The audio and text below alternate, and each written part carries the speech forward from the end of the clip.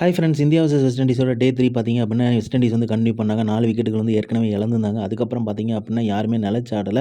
குல்தீப் யாதவ் அவரோட பவுலிங் ஸ்டைல வந்து வேற லெவல்ல காமிச்சாரு. 5 விக்கெட் ஹால் வந்து எடுத்தாரு. ஸோ தரமான ஒரு சம்பவத்த பண்ணி விட்டாரு குல்தீப் யாதவ். அதுக்கப்புறம் பார்த்தீங்க அப்படின்னா, முகமது சிராஜும், பும்ராவும் தலா 1 விக்கெட்டுகள் எடுத்தாங்க.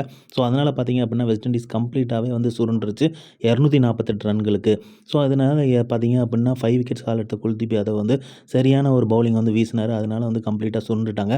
அதுக்கப்புறம் கன்டின்யூ பண்ணி செகண்ட் இன்னிங்ஸை தொடங்கியிருக்காங்க வெஸ்ட் இண்டீஸ் டீம். இந்த செகண்ட் இன்னிங்ஸ் ஆரம்பிக்கும் போது பார்த்தீங்க அப்படின்னா, கண்டிப்பாக வந்து இந்தியா வந்து இன்னிங்ஸ் வெற்றியை வந்து ரெஜிஸ்டர் பண்ணுவாங்க அப்படிங்கிற ஒரு நோக்கத்தோட தான் இருந்துச்சு. ஏன்னா செமையான பவுலிங் பண்ணிட்டு இருந்தாங்க. ஸோ வேற லெவல் பவுலிங் இருந்துச்சு. ஜடேஜாவாக இருக்கட்டும், குல்தீப் யாதவாக இருக்கட்டும், ஜஸ்பிரீத் பும்ரா, முகமது சிராஜ், வாஷிங்டன் சுந்தர் இவங்களோட பவுலிங் பெர்ஃபார்மன்ஸ் எல்லாமே தாறுமாறாக இருந்துச்சு. ஸோ அதனால் வந்து இன்னிங்ஸ் வெற்றியை தான் ரெஜிஸ்டர் பண்ண போகிறாங்க அப்படிங்கிற மாதிரி நினச்சிருந்தோம்.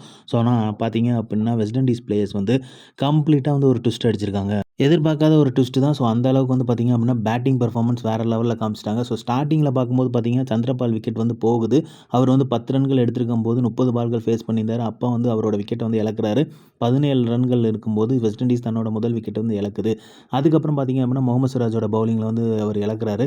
அதுக்கப்புறம் பார்த்தீங்க அப்படின்னா, அத்தன்சாவோட விக்கெட்டையும் வந்து இழக்கிறாங்க. ஸோ 35 ரன்களுக்கு 2 விக்கெட் போகுது. ஸோ வாஷிங்டன் பவுலிங்கில் வந்து அவரோட விக்கெட் வந்து இழக்கிறாரு. ஸோ அதுக்கப்புறம் பார்த்தீங்க அப்படின்னா, ஓகே கண்டிப்பாக இன்னிங்ஸ் விக்டரி வந்து நோக்கி போக போகுது.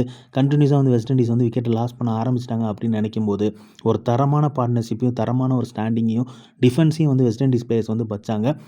கேம்பிளும், ஹோப்பும் வந்து செம்மையாக விளாண்டுருக்காங்க. தரமான ஒரு பேட்டிங் வந்து ஷோ பண்ணியிருக்காங்க தான் சொல்லணும்.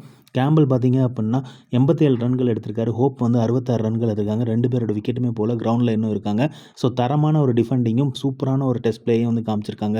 இவங்க 2 பேருமே கேம்பிளும் இருக்கட்டும், ஹோப்பும் இருக்கட்டும், தரமான ஒரு பிளேயிங்கை வந்து காமிச்சிருக்காங்க. ஸோ இவங்க 2 பேருமே ஒரு ஹோப் கொடுத்துருக்காங்கன்னு தான் சொல்லணும் வெஸ்ட் இண்டீஸ் டீமுக்கு. ஸோ இன்னிங்ஸ் வெற்றியை வந்து இந்தியா வந்து அடைய விடாமல் பண்ணுறதுக்காக எல்லாமே பண்ணிகிட்டு இருக்காங்க.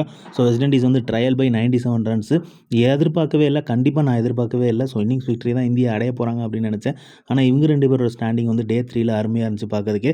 ஸோ டே 4ல் வந்து இந்தியா வந்து தன்னோட வெற்றி ரெஜிஸ்டர் பண்ண போகிறாங்களா, இல்லை வந்து இன்னிங்ஸ் வெற்றி இல்லாமல் வந்து அதுக்கப்புறம் வந்து விளாண்டு ரெஜிஸ்டர் பண்ண போகிறாங்களாங்கிற வெயிட்டிங் இருக்குது. ஸோ எப்படி பெர்ஃபார்ம் பண்ண போகிறாங்கிறத நாளைக்கும் பார்ப்போம். ஏன்னா இவங்க 2 பேருமே நாளைக்குமே நின்றுட்டாங்க அப்படின்னா வேறு லெவல் மேட்சாக இருக்கும். கிரிக்கெட் அப்படியே தெரிஞ்சுக்கிறதுக்கு மட்டைப்பந்து இன்சைட்ஸ் வந்து சப்ஸ்கிரைப் பண்ணுங்கள். தேங்க்யூ.